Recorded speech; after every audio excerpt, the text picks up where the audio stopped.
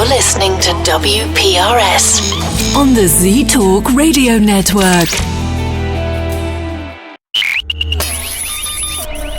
The next stop is the Warrenxchange Paranormal Radio Show on the Z Talk Radio Network. The views expressed and opinions given by the individual hosts and their guests do not necessarily reflect those of Z Talk Radio, its affiliates, or sponsors. Are you sitting comfortably? Then we'll begin.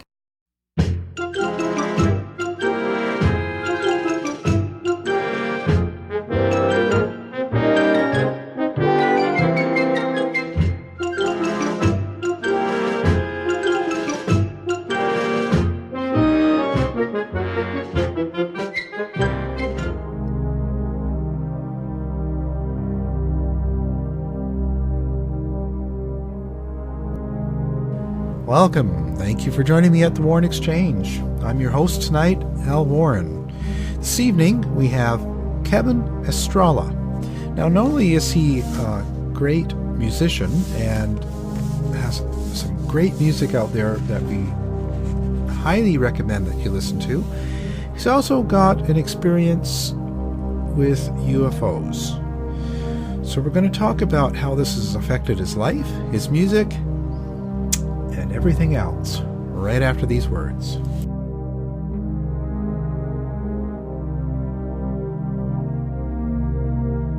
I'm really psyched Subway's bringing the flavor with this new guacamole for a couple of reasons. First, people really love our guacamole. Rich and creamy, made from Hass avocados and just a hint of jalapeno to keep it interesting. The other reason is, it's just really fun to say. Guacamole. Guacamole. Guacamole. Guacamole. Guacamole. Guacamole.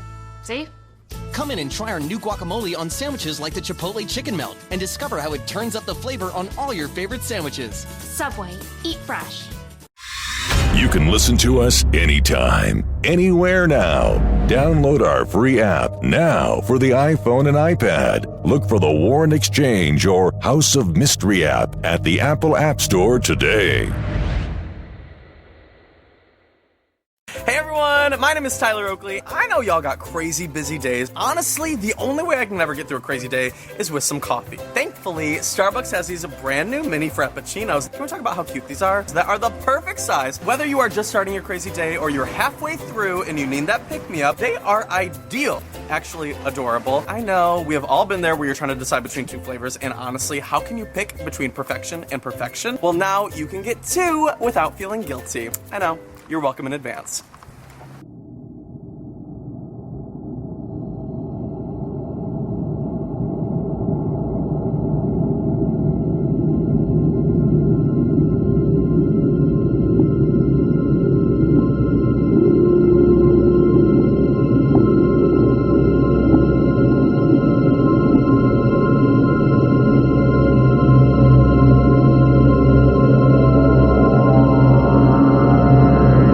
Cosmic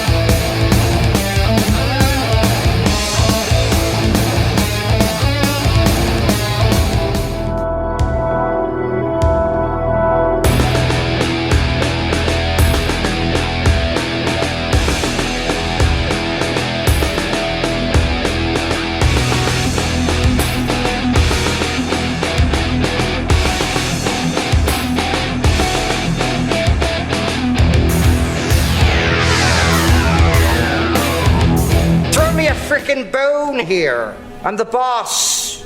Need the info. Welcome back, and here we are. It's Kevin Estrella tonight. Thank you for joining us on the show. Well, thank you for having me. I'm very glad to be here, Alan. It's a pleasure. It's a pleasure.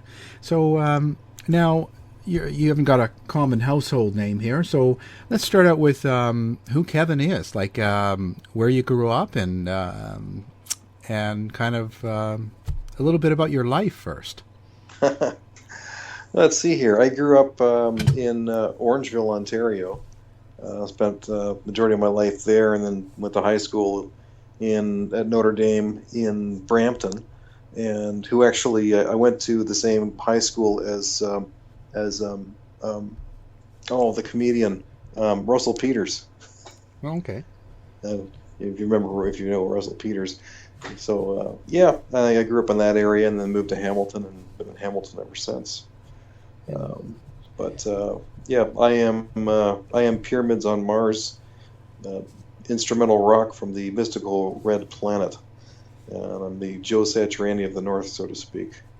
That's what I do. Yeah, I'm a one man band. You can find me at pyramidsonmars.com, and my music is very much in the style of Joe Satriani, except Joe comes from more of a blues. What do you call it? Comes more from the blues. I come from more of a metal background and a classical background. So my influences are, as far as style goes, we're very similar. My music is written very similar to his, but I have my own twist on things, and my music is a lot more spacey because I use a lot of analog keyboards that were used back in the 70s, predominantly bands like Rush and Pink Floyd. Yeah. I noticing just from what I've heard so far, I was Yngwie Malmsteen was the one that came to my mind first. Mm-hmm. When I first, was listening to some, and I was, I think because of his classical background probably as well. Yeah, I first heard Yngwie. God, I was like a teenager around the same time that I heard, that I was first introduced to Joe Satriani. And I was just blown away by how fast Yngwie was playing and what he was playing, and like the classical influence. It was so inspiring. Like that was when the first album I heard was Rising Force, and it was just, the album just blew me away. I was just so amazed by his playing. And so, but I didn't really get into practicing like him until years later. Well, actually, it was actually probably 7 or 8 years ago, when one of my first bands or second band disbanded, and I kind of decided just to go back to woodshedding and getting back to my influences. And then I decided, I spent actually 2 years like a monk studying nothing but Yngwie Malmsteen and listening to nothing but Malmsteen. I'm kind of eccentric when it comes to that kind of stuff. Wow. I don't know anybody who would put that kind of much dedication into one artist and dedicate 2 years of your life to that kind of thing.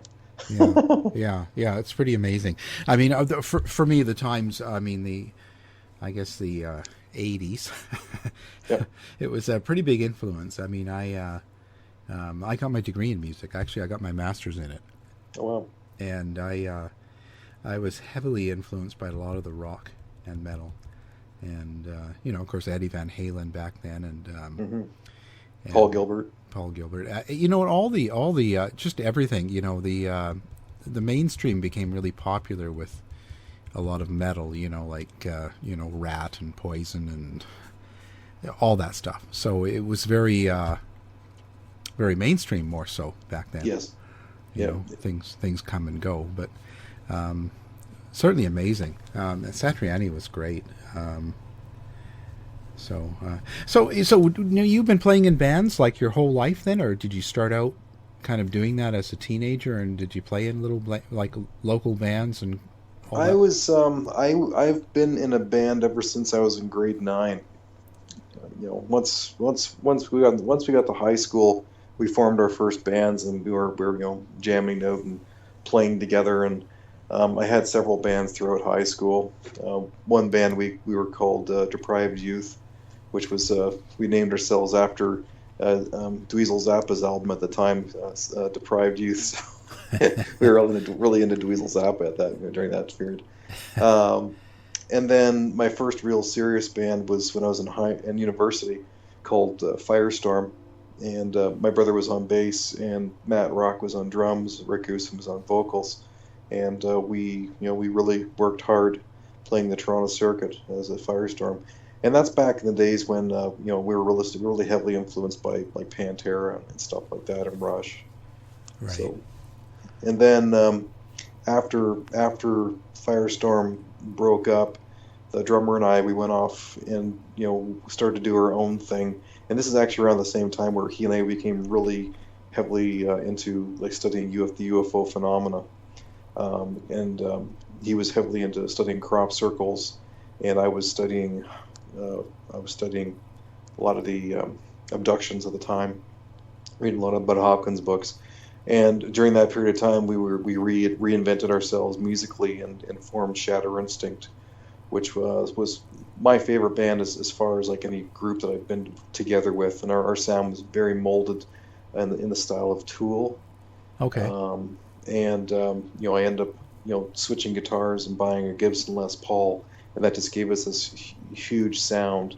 And I still love listening to Shatter Instinct. And you can check our stuff out on Facebook, or on YouTube, I should say, too.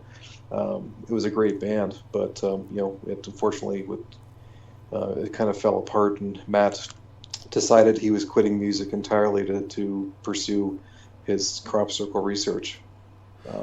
Wow. And that's how dedicated we were to the UFO phenomena.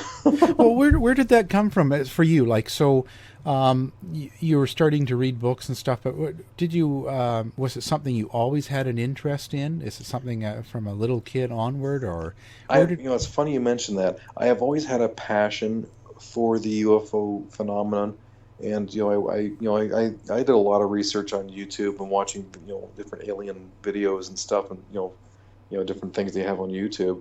And then I'd go through phases where I'd be really studying certain things for a certain period of time. So, abductions was one point was the topic of wanting to know what's going on. And that was like the mid '90s and stuff. And then it switched over, and I started doing more stuff studying on the moon and the artifacts in our own solar system. And then that's when when I first heard the theory about alien bases on the moon, I thought it was the most ridiculous thing I ever heard in my life. It's like, oh God, here goes another conspiracy theory. Until I started doing the research, and then I spent hundreds of hours watching videos and reading stuff from Richard Hoagland and all that in regards to the anomalies on the moon.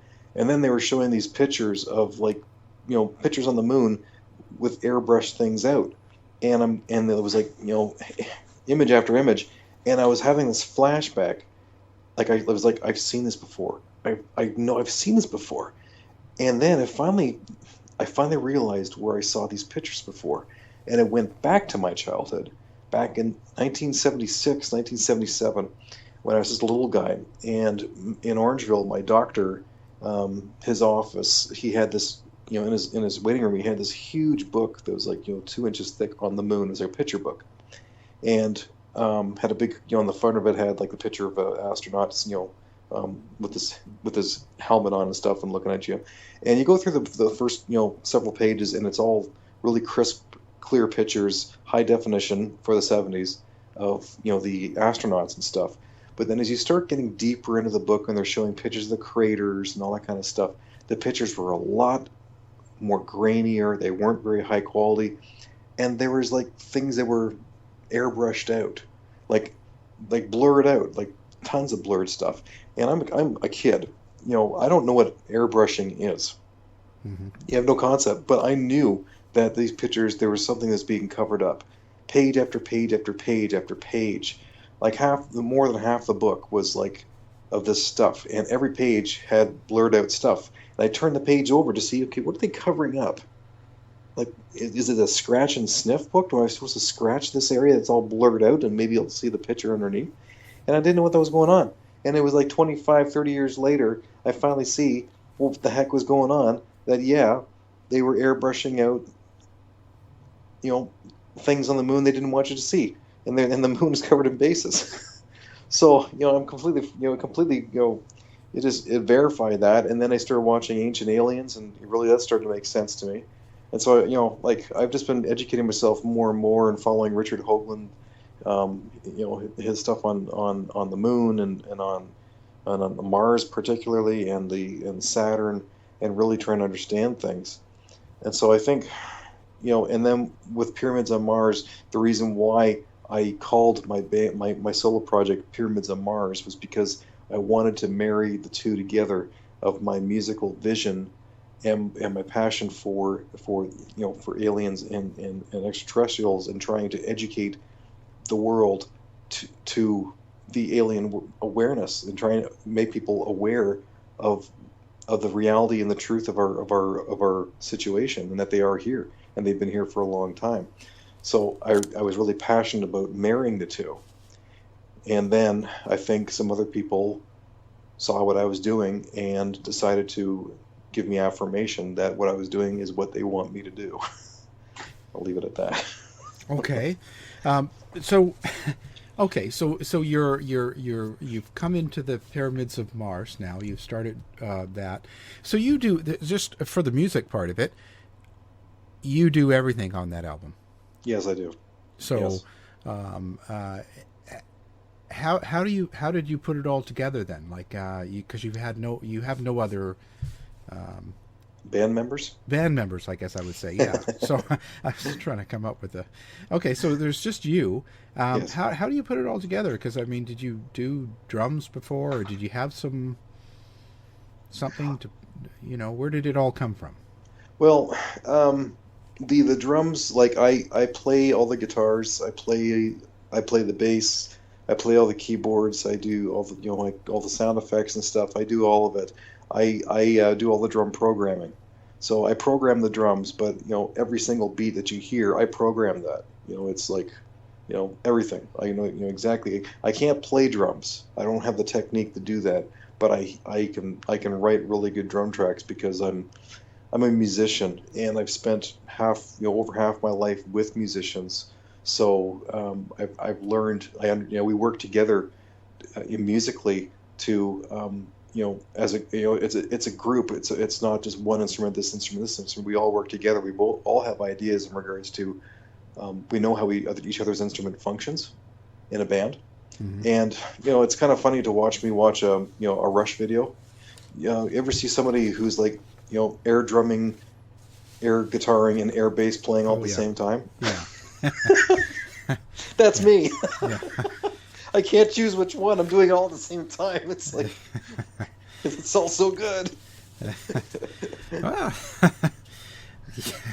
Well, it all comes together.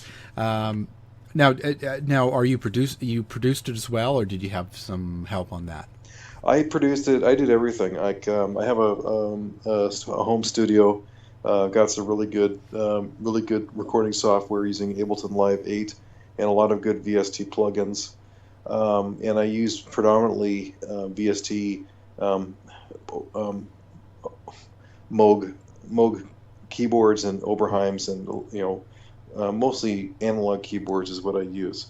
The drums it's battery. I use battery for that program, and a bunch of other guitar software and stuff, and bass software. And I taught myself. I've recorded in the studio for years and years with my other bands, so I've had a lot of studio experience. And even when we were mixing our own CDs, I was very hands-on in regards to engineering it and being there in the studio to make sure it was mastered properly and the sounds were blended properly. So I've had a lot of studio experience hands-on. So then I just transferred those skills to recording using electronic software. And what's really important is having a really good ear. Malmsteen even says the same thing. Like, what's the secret to Malmsteen? Big ears. You have to have big ears. Yeah. So being able to hear everything, and all the instruments have to have their own place in the sonic spectrum. And that's the thing that's challenging about recording music, is because the spectrum is so small that each instrument is only going to be able to share one certain frequency Otherwise, it's going to it's going to bleed into the other the other instruments, and you won't be able to hear them.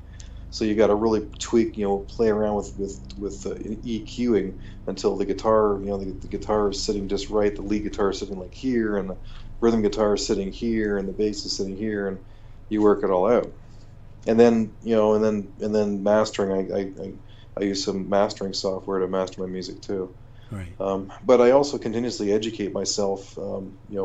I get all kinds of do-it-yourself.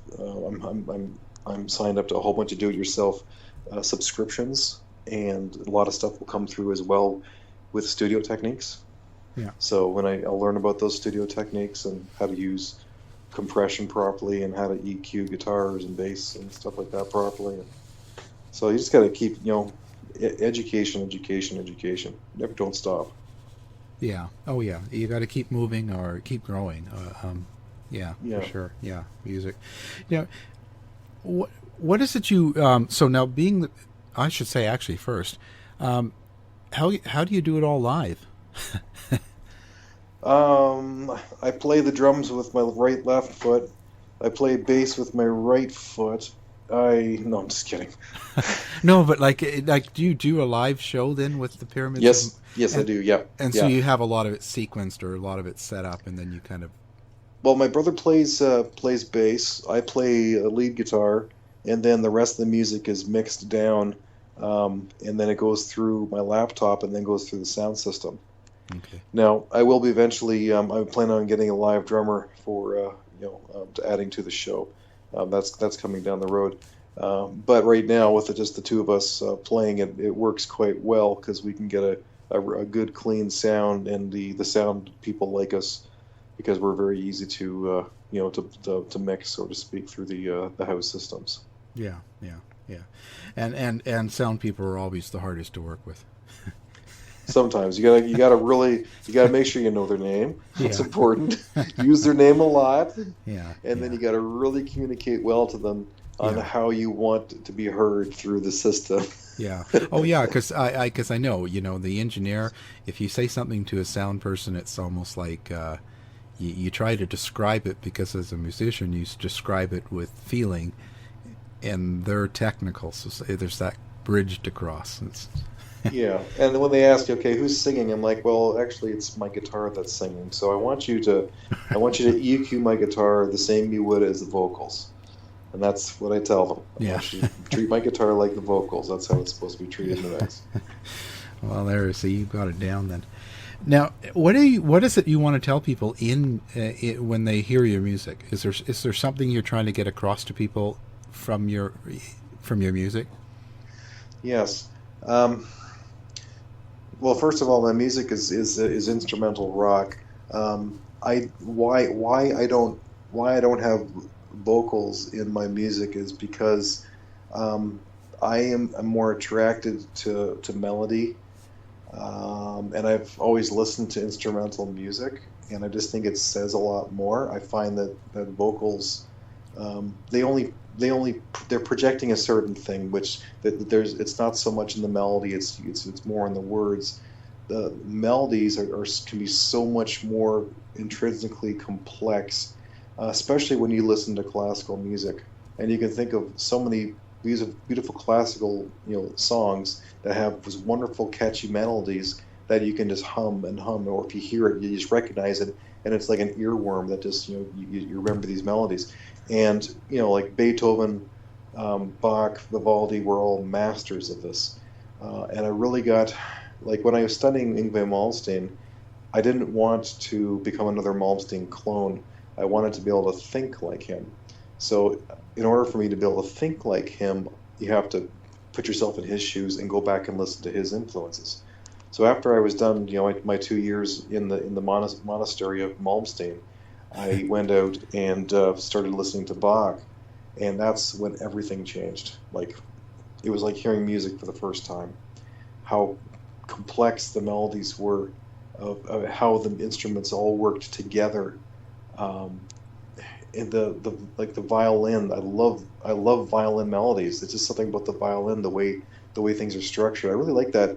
I really like the structure of classical music. I'm sure there's a lot of eighth notes, but they have such patterns that just flow and dance together. Like 1 3 4 5 1 3 4 5. 6 7 8 9 6 7 8 9. That to me is beautiful. If there's an organization and beauty to it, and when I play the guitar, I play it more like a violin now, and I hear the guitar more like a violin, just because that's what I'm attracted to. And that's all I listen to. I don't, if you go in my car on my radio, it's set to 96.3 all classical FM Toronto. I listen to nothing but classical music. Okay, right. So you don't listen to anything else? Like you don't have a break and try just to listen to something else? Well, yeah. I mean, I listen to a lot of different bands. So, I listen to, my favorite metal band right now is Meshuggah. But I listen to all kinds of bands, and so I do listen to other styles of music. But as far as my melodic ideas go, it all stems from classical music, and I just find, that's what I want to focus on, is creating very catchy melodies that are earworms that somebody could listen to one of my songs for the first time and be able to walk away and hum that melody. If I can do that, then I know that I've captured them. That they got something. I'm not my music. I'm not sit there soloing through an entire song. And I guys read a review today where somebody was describing how my guitar playing is nothing but soloing. That's not it at all. Soloing is like some guy wanking off on a guitar. That's not what I'm doing. Everything is very precise. Every note is chosen. There's melodies there. There's counter melodies. There's patterns that move up and down a scale. And the same thing with Bach. Like you listen to Bach, he does the same kind of stuff. It's melodic. It flows. It dances. It's like air that flows through the wings of a dove. It's very expressive. Yeah. Well, critics are not always going to be the best to judge anyway, right? Well, you deal with what and a lot of people listen mostly to music that has vocals. Yeah. And that's what they relate to. So it's hard to understand what somebody else is doing when you don't understand it. Right. But I know that I wanted to do what I do best, what comes most natural to me. So I decided, this is what I want to do. I'm diving down that wormhole to become a master of that style of music. It's just like somebody who gets a doctorate degree in foot nails or something like that. They're the best at what they do. Is it foot nails? I don't know. Well, podiatrist, something like that. Yeah, You specialize. Yeah, exactly. It's a specialized. If you want to do something really well, you specialize and you master your art. You make it better and better and better. Kaizen, the Japanese word for constant improvement. You master it. Yeah. Yeah. Oh, and that's great. I mean, that's I think that's perfect. Now we get into your sort of your history with UFO. Now, your own personal experience. Yes. So let's start out with the date and kind of what sort of happened to you. What were you doing? And start out with the day. It was August 21st, 2014, 10:30 p.m. I remember exactly where I was and what happened. I stepped out onto my deck here in Hamilton, Ontario, which faces south along Upper James, and I swear within 5 seconds of me stepping onto my deck, this object appeared on the right side from my neighbor's tall tree. It moved. It appeared from behind the tree and it came into my vision. And at first, I thought it was a meteor because it was orange and red, and it looked like it was like on fire. It had these flames moving across it. It was like but when it finally came fully into my vision, I realized that no, it wasn't a meteor because it was moving way too slow for a meteor. It was like moving maybe the speed of a helicopter or a small plane. And it was disc shaped, and it was orange or red like tie dye, and it was covered in this. It looked like it was on fire, as I said. Like it had stuff that was streaming across the top of it and on the bottom of it, and it was streaming out the back. But what I realized 6 months later, that what I was looking at, because you ask anybody who is an experiencer who's seen a craft, it's very difficult to describe in words of what it is that you're seeing. It's very hard because it's nothing like you have seen. Even in the movies, nothing I've seen in the movies is even close to what a real UFO experience is like. So what this thing was actually covered in was plasma, the same stuff that's made of the sun. This craft was covered in plasma. But what was really crazy about it, and again, I didn't know what I was looking at, and it wasn't until 2 weeks later that I was thinking there's something that was really odd about that look, the way it looked, that I couldn't put my finger on it. I finally realized that it was two-dimensional. It was two-dimensional. And people ask me, what does that mean? Like, what's two-dimensional? Well, picture what a solar eclipse looks like. That's two-dimensional. Looks like a hole in the sky. It's got height, it's got width, has no depth. Well, that's what this thing looked like. It looked like a hole in the sky.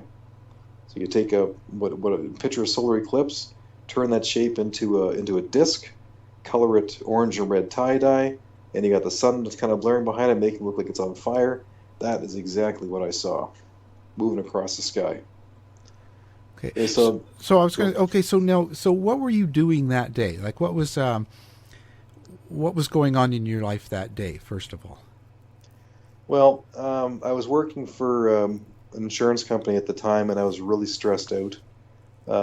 Things were not going very well that year, and I was trying to figure out how I was going to make my sales numbers. So I was under a lot of pressure, and my blood pressure was up, yeah, I just wasn't. I was not in the greatest of health and very stressed out. But also during that period of time, I was also finishing up the last songs for my new CD, Echo Cosmic. Yeah. So I was still focused on getting the music written. And were you living alone then, or are you by yourself, or did you have a roommate, or anything else? Oh no, I have a family. Okay, so your family, you were all family at that time. You were living with your family. Everybody's there. Oh yeah, yeah. So did anybody else see it? No. My wife, she went out for a walk with one of her girlfriends. I had just finished getting the kids to bed, so they were upstairs sleeping. Okay. So I was by myself. And then so how did you feel about that? Like, what was your feeling after? Okay, so you saw it, and so what were you thinking it was then? I didn't know what I was looking at. I mean, this thing moved across the sky from the right to the left. It moved completely just the distance of my backyard, and then it just made its way south towards Benbrook. I didn't know what I was looking at, and it changed its appearance as it was moving away. As it was moving away and its tail was more towards me, it started to appear darker and darker in appearance, and then it appeared to look like it had this white swirling, like umbrella-like vortex that was surrounding it. And I was thinking, is that what was giving it that orange and red glow? And after I actually got confirmation from MUFON, because they asked me questions about it, and they said, yeah, the fact that you can only see plasma, and when something is generating plasma, you can only see the plasma from certain angles. Other angles, you will not be able to see it. So he said, they confirmed that what I saw was definitely a physical, hard craft that was in the air. It was not like a star that was shooting star or something like that. Right. So, yeah, like I didn't know what I was looking at. It was but after it was gone, it finally occurred to me. I think I know what I just saw. There's only one answer for this, and it was like I just saw a UFO. And I was completely flipped out. I was freaked out. So I call up my wife and say, I think I just saw a UFO. And I described it to her, and I was all freaked out. So then I go and I file a full report with MUFON and send it to them. And then they called me a couple days later and took a verbal report. And then they said they would look into it. And then I never heard from them since. And so then because I didn't have a camera at the time, I drew some really good pictures of what I saw of this craft. One picture, of the whole my backyard and where this craft was in the air, and then I drew another picture that was just of the craft itself, like a close up of how crazy this thing looked.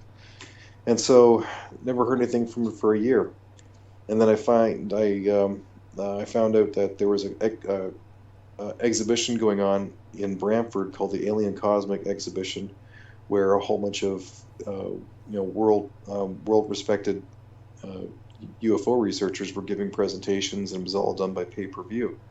And so I checked it out, and then I was immediately grabbed by Grant Cameron's presentation, and it freaked me out when I read it. It was aliens, UFOs, musicians, consciousness, and the connection.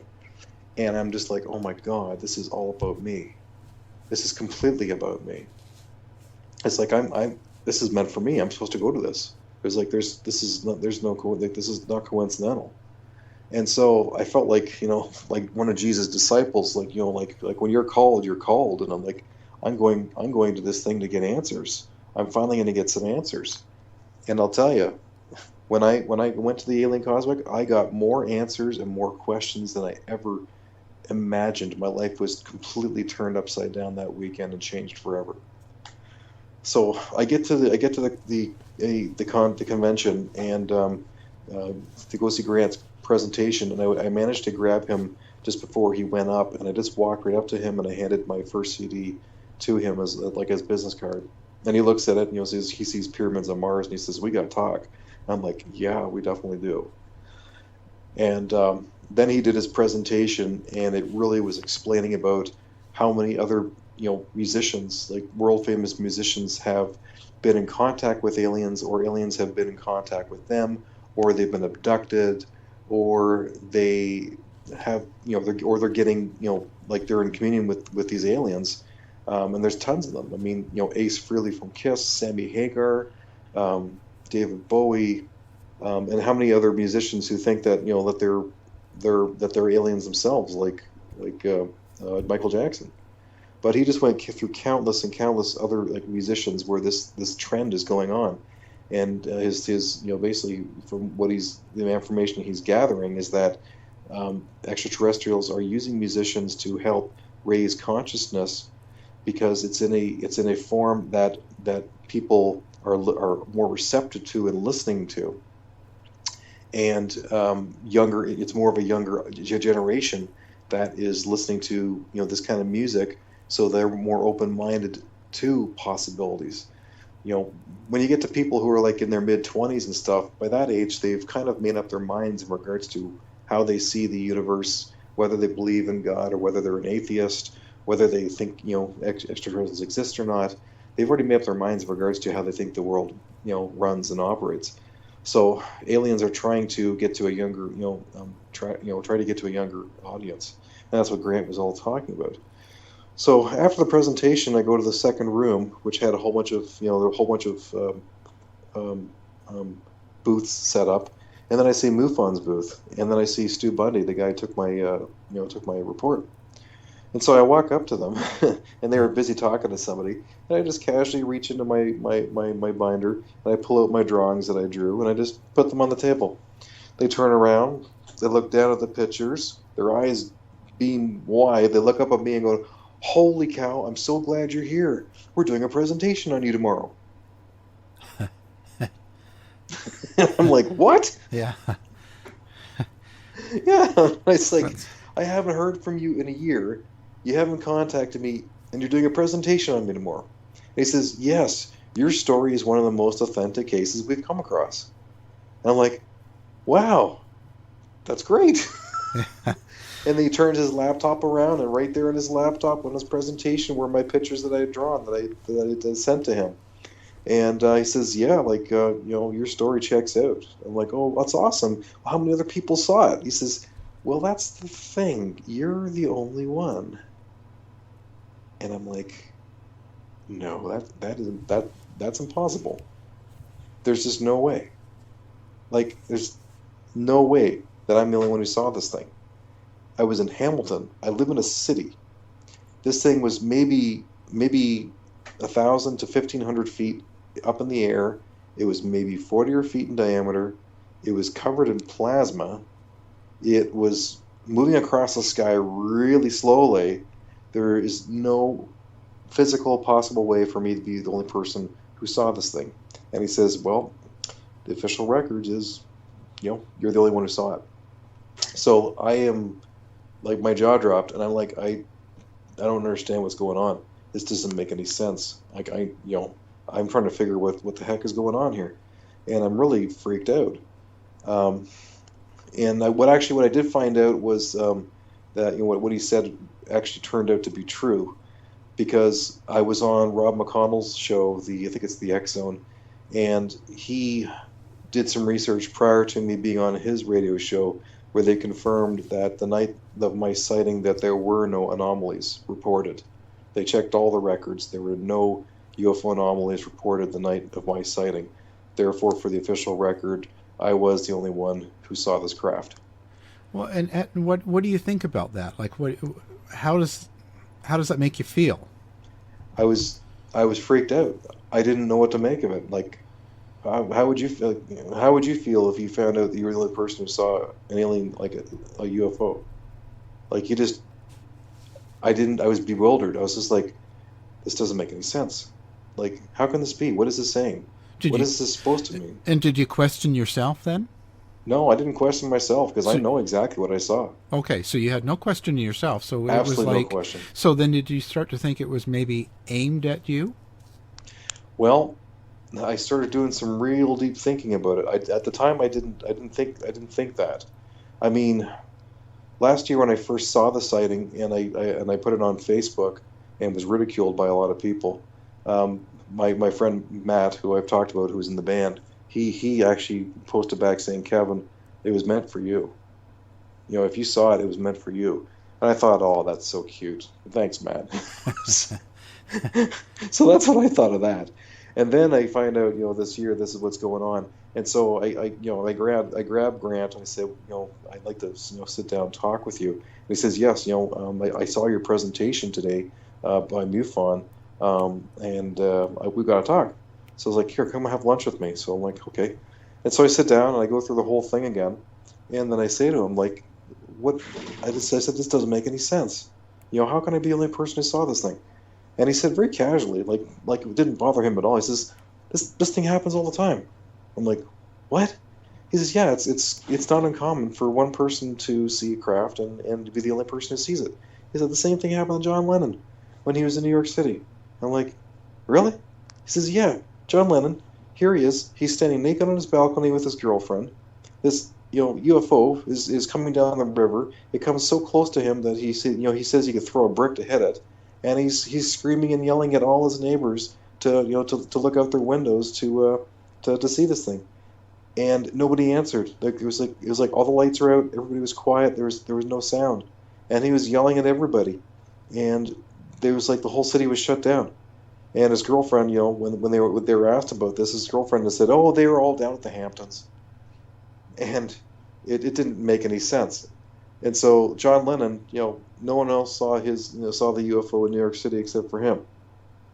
And then Grant gave several other examples because he's talked to so many people. He says people who've been chased down highways by alien craft, and when Grant asked them, okay, this highway, are there other cars on it? Is it a busy highway? And they're like, oh yeah, it's crazy busy. It's always busy. It's like a normal highway. And he says, okay, well, when this craft was chasing you, were there any cars? And they're like, yeah, that's kind of funny. There weren't any cars. And we went for miles and miles and miles, and we were the only ones. And then he gave a couple of other examples, and basically Grant was saying that for some reason, these aliens, these extraterrestrials, have this ability of being able to shut everything down around who they want to communicate with. They just have this ability to do that. I don't know whether they're able to stop time or whatever. They can just shut people down, or even during abductions where they can shut down the wife next to you, and you can try and shake them all you want to wake them up, and they won't wake up. They're able to shut everybody else down and communicate with the people that they want. And so Grant turns to me and says, Kev, these extraterrestrials, they're in contact with you directly. And I'm like, oh my God. I'm like freaking out. I'm like, holy sh... I'm not going to say it on air, but that's how I felt. I'm like, oh my God, this is crazy. And he says, and so I had to do a lot of introspecting to figure out, okay, why are they in contact direct with me? And and Grant, he says it all comes back down to the music.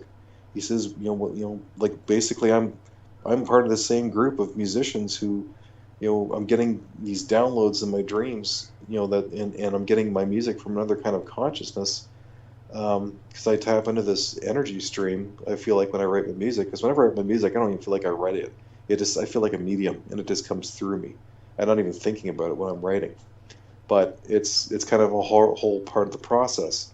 And these, what I'm doing musically and raising consciousness through my music, I'm finally realizing why these extraterrestrials did this to me. It was an affirmation of, we know what you're doing. We want you to continue to what you're doing. We are watching you. We are with you. And it makes sense. And I started thinking about the whole, incident of what I saw, and the coincidence after coincidence. Okay, A, step onto my deck. Within seconds, this thing appears. B, my UFO experience, my UFO encounter with it lasted maybe 1 to 2 minutes maximum. If I had stepped onto my porch 1 minute earlier or 1 or 2 minutes later, I would have not seen it. So that's a second coincidence. Third coincidence, it appeared from behind a tree. I did not see it materialize. It just kind of came into view. Exact time that I stepped on my porch. 4, it moved the distance of exactly my backyard. Exactly. From one end of my backyard to the other as it disappeared. 5, it appeared in such a majestic way that there's no way for me to be able to deny that what I saw was a shooting star or just a bright light in the sky. This thing was two-dimensional. It was covered in plasma. You can't make this SHIT up. Yeah.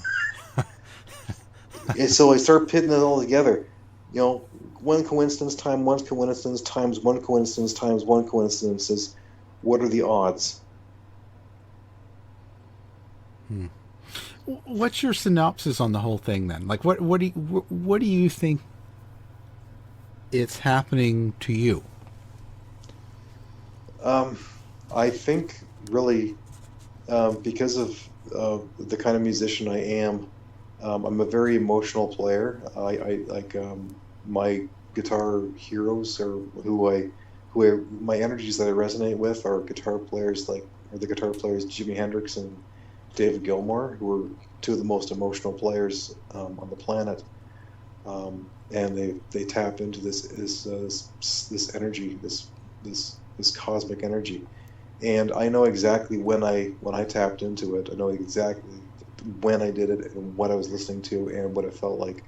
And it happened in university when I was listening to Jimi Hendrix live at Monterey, a tape of mine, and it was the guitar solo for Foxy Lady. And after he hit that first guitar note and I was air guitaring, I just all of a sudden, my brain it felt like this energy source went right through my skull, right through the top of my through my cranium, and my mind was just completely opened up and felt like I was in a universe. And I just felt this oneness, and it was incredible.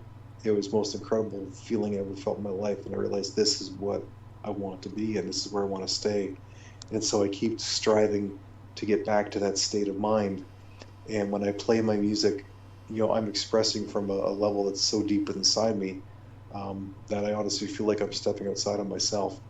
And I've been told by many people who listen to my music that my music takes them on a trip. Like they're completely taken emotionally and on a journey of the mind.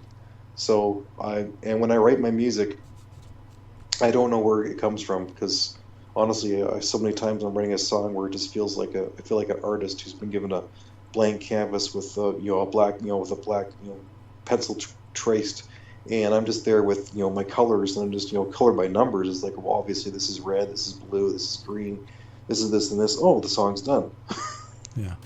And that's how I feel like when I write my music. Like it's like I'm on autopilot. So, and what Grant's saying is that it's all tied together. it's the extraterrestrials, their message to the world, as Grant has been finding, is that it's all about oneness. These extraterrestrials are at a higher level of evolution and consciousness. They are telepathic, and they realize that everything is one. And this oneness, being able to talk telepathically, is part of it. I mean, everything is connected in a way, and this is what he's starting to find out. And we honestly, we're basically on a path to evolution of our own selves when we finally realize that we are all one and we are all attached to God, so to speak. And maybe that's what I'm tapping into, and maybe that's what they want me to continue to do and share with the world. Because I'm very different than a lot of experiencers. Like, so many people I speak to who have had similar experiences than mine are very quiet. They won't talk about it. They will not talk about it. They're very quiet about it. Me, I'm on the radio all the time. Yeah. Well, and I think, yeah. Why do you think that is? But like, what? So when you talk to a lot of other people that have had experiences like this, why do you think they're so quiet about it? Ridicule. Really? Fear. Is it really that bad? Like, did you find that yourself? Did you kind of ridicule? Yeah, like I've gotten some ridicule. Yeah, I can't talk about this kind of stuff with my own brother, because my brother is a very rational, analytical person who needs to have verifying. Everything has to be like he looks for proof, and he's very analytical that way. Yeah. Well beyond me, and so I can't really talk to him about this stuff, because if you want me to try and prove what I see, and I can't. Like, you're looking for proof in something that you cannot verify it in scientific ways, so to speak. And it doesn't mean that it doesn't exist. It means that we can't explain it through the processes that the rational left brain mind people want things to be verified in. If we're not going to believe you until we have conclusive evidence. We want the evidence. Well, sometimes it's kind of hard to give that. I mean, here's a good example. The X Zone, when I was on Rob McConnell's show, they verified that I was the only one who saw this alien craft. Well, guess what? I got a email from his producer the next day, and he stated basically, due to the fact that there is no evidence of your sighting, we are no longer pursuing your story. Please do not contact us anymore. Oh. So even that, like, I was, how did I feel about that? I was kind of upset. Yeah. I was like, okay, you just had me on your show, and you believed me, it's my story, but now I get the producer who doesn't want just dump me basically. But I wasn't angry. It actually was empowering, because I realized, wait a second, all this is doing is it's verifying my story even more, that I was the only one who saw this thing, because they did the research for me. And they are convicted. They have so much conviction that they're basically dropping me. They don't believe my story. Because it doesn't fit into their box. So I'm happy that they don't talk to me anymore, because they've done their job. They've proven on their side, on this rational side of man's thinking. Prove it to me. Prove it. Well, I can't prove it, because there's no proof. I know what I saw. It was there. If I'm the only one who saw it and they're communicating directly with me, then it obviously fits into another kind of reality dimension that doesn't fit within our physics. However they were able to do what they did to me. Maybe it was a holographic projection that they wanted me to see. I don't know. But I do know what I saw was real. And their technology is well beyond ours. And because of me being in the circle now with Grant, and Grant is very, very close and in contact with me, thank God, because he's really helped me understand this thing. And he's very, very supportive. I'm now in a circle with several other experiencers who are being great support to me. And one of the greatest ones, like I've made good friends with Chris Bledsoe. Do you know Chris Bledsoe? No, actually, I don't. Well, you're going to be hearing about him very soon. Do you remember the movie Fire in the Sky, the Travis Walton story? Yeah. Okay, well, Chris Bledsoe and Travis Walton are very good friends for this particular good reason. Because Chris Bledsoe's story is the next one that's going to be the next Hollywood blockbuster alien film because of his story. Wow. In fact, it's being turned into a Hollywood movie right now as we speak, and I believe Mel Gibson is starring in it. Oh. Is that a good thing? It's a good thing. No, it's a very good thing. No, just, you know, it's a bad joke. But I know, I get it. I know. Yeah. Yeah. But it's Chris's story is incredible, and I'm actually getting a lot of people at the radio station saying, "Can you put me in touch with them? Can you put me in touch with them?" Like, yeah, I'll send them your information, and but like some of this, like he and I had a chat on the phone like 3 or 4 Sundays ago, and the stuff he was telling me just blew my mind. Because not only has he, seen alien craft and they've landed and he's talked to them and he's been on board the ship, they have given him information that he hung on to that he would not share for many, many years, and it almost destroyed his life. Like, he was so, like, people ridiculed him for what he saw. They didn't believe him. People tried to discredit him, but he knew what he saw, and he finally had to come out and and tell people what these beings told him. And a lot of it has a lot of religious connotations to it. A lot of revelations. In fact, actually, the Vatican is in contact with him, at very secret levels. It's all good information, but it's all really needs to. People need to swallow it slowly. They need to. There's a lot of education. It's going to take a long time for people to get to that level of acceptance. I'm not going to say anything more because it's not my story. But Chris, he's flown the craft. I asked him, "What's it like? What's it like to fly in a UFO?" He says, "It's like being a thrilled child." He says it feels like being he says once you're hooked up, because you fly it with your mind. That's how you fly a UFO. There's no steering wheel. You fly it with your mind. Just like, as I said, these aliens are all telepathic. Everything is telepathy. Everything is connected. Everything is oneness. Once you're hooked up to the craft, because it is a living entity itself, you move it. You control it with your mind. And he says, like, it's like there's like 0 point transfer of inertia. Like, it doesn't matter how far you move, you feel like you're not even moving. And that's what it's like. So, yeah, it's just amazing the stuff he's telling me. It's just crazy. So where do you see this all going for you? Well, I told Chris, he knows about that the isolation factor with my sighting. He says that it's just the beginning for me. That they will come back. They will be back. It's just how it works. The sightings with him and the interaction has never stopped, and it's been since 2007. And I've seen on his website where he'll be filming lots of orbs. Like, there's orbs all over his house all the time, little lights moving around and stuff. Like, or he's able to bring UFOs, bring them to appear through his own mind. Like, he's able to, he'll pray, and and they'll come back. They'll come and appear for people. But there's some other stuff that's, that he told me about, some other incidences that happened last month that completely changed the game. I can't even say it.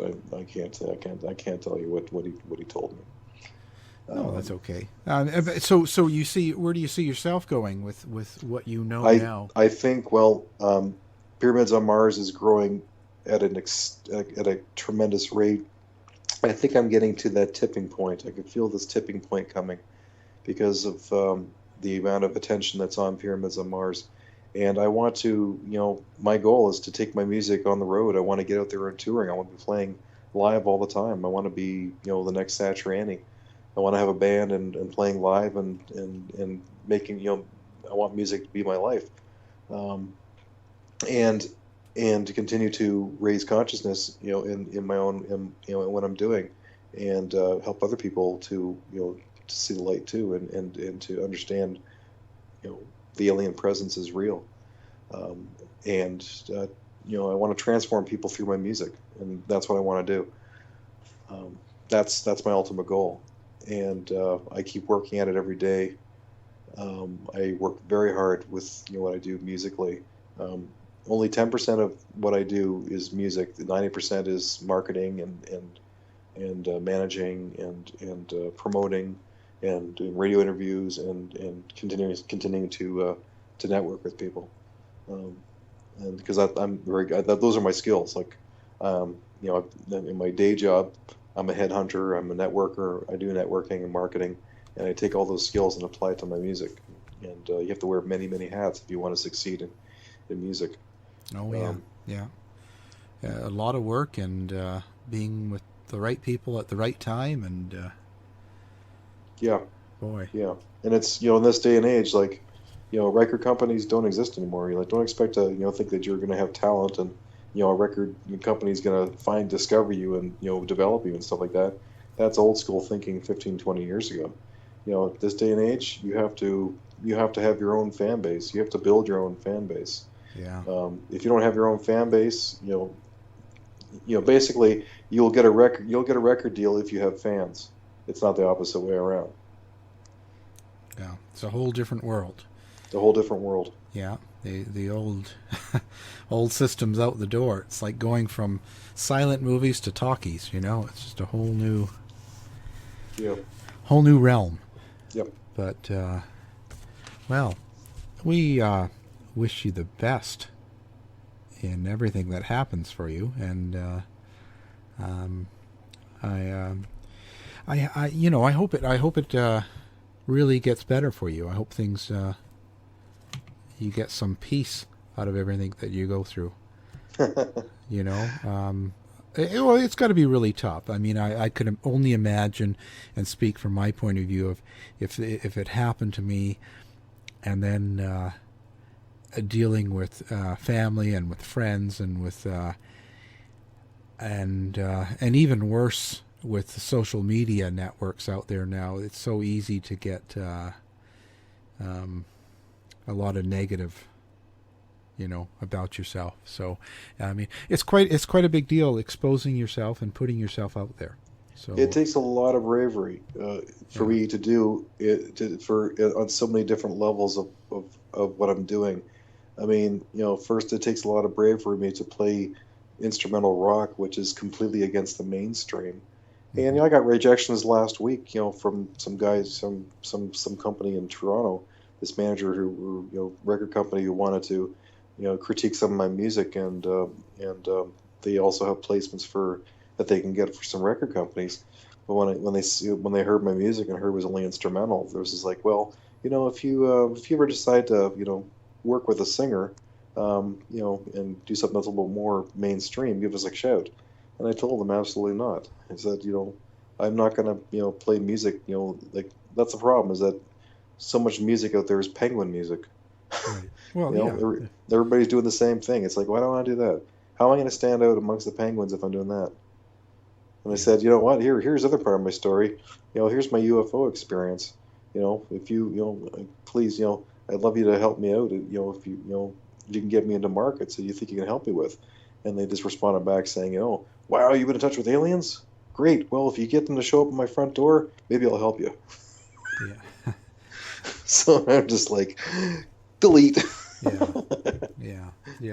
And that's the tough thing. That's what I mean. I think that's you've really put yourself out there, and I think that's it means something. It's very very brave, and considering there's a lot of people who don't talk about their own alien experiences or that kind of stuff too, and I'm out there talking about it every day like it's nothing.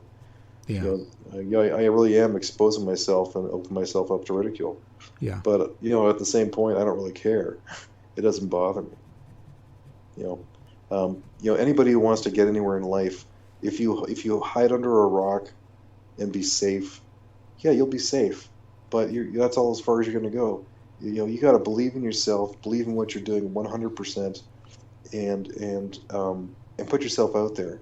And by putting yourself out there in the public, yes, you are exposing yourself to the possibility of ridicule. But ultimately, it doesn't matter, because the way I see it, anybody who makes fun of me or ridicules me or gives me a negative comment, it's only because I'm doing what they can't. Yeah.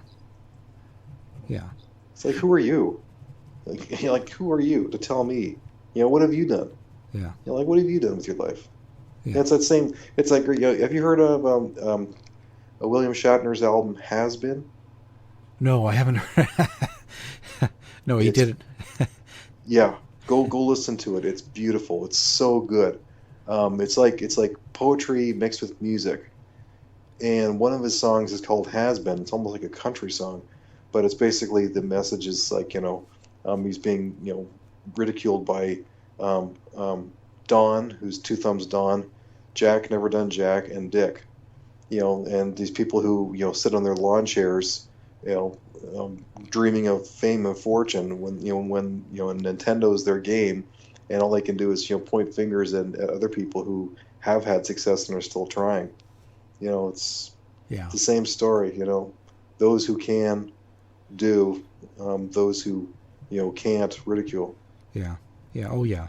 I guess you probably feel closer now or relate to people that are in the same boat, but maybe in a different genre, or even if they're doing something else, like a different type of music or a different type of whatever they do, and they come out and talk about some sort of thing like this or something. I bet you can relate to them better now. I can. Yeah. Anybody who's who's brave enough to stand up for what they believe in, that takes a lot of guts. Oh, it does. A lot of conviction. Yeah. A lot of conviction. Yeah. Yeah, I agree with that. That's well, sir, I have to say thank you very much for sharing your story. Well, thank you for having me on. I'm very happy to be here, Al. Yeah, no, I appreciate it. I always like to hear from people and find out their stories and pass it on. Yes. It's a good thing. Share information. Yes. That's what we do. Well, that's what we try to do, and some people listen and some people won't. Well, as they say, what's that ancient phrase, when the student is ready, the teacher appears. That's true. That certainly is. Well, thank you very much. Now, I should also put a little credit in for. Now, if someone wants to get a hold of you, if someone wants to pass some information or maybe Absolutely. share some story that they have, what's the best way for them to contact you?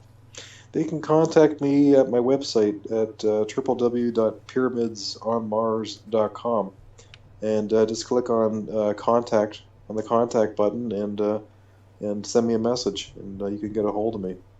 And I strongly suggest you check out my website. All my music is on there. My new CD, Echo Cosmic, is available. It's just turning heads left, right, and center. I've got so many radio stations who are playing me now, and so many magazines who've done reviews on me. And I got radio play in Canada, the U.S., Netherlands, UK, Germany, Brazil, all over the place, and this is growing and growing. There's tons of all my interviews are on there. All my radio interviews are under press. You can listen to all the stories and stuff and watch the videos, music videos there too. And you can listen to my music straight off the website, or you can buy a copy for yourself. And check out the Pyramids on Mars store too. It's got posters, CDs. I got T-shirts, They got hats. They got all kinds of cool merchandise. Well, we will. Thank you very much. Oh, you're welcome. Show's over for now. Was it as good for you as it was for me? Well, good night.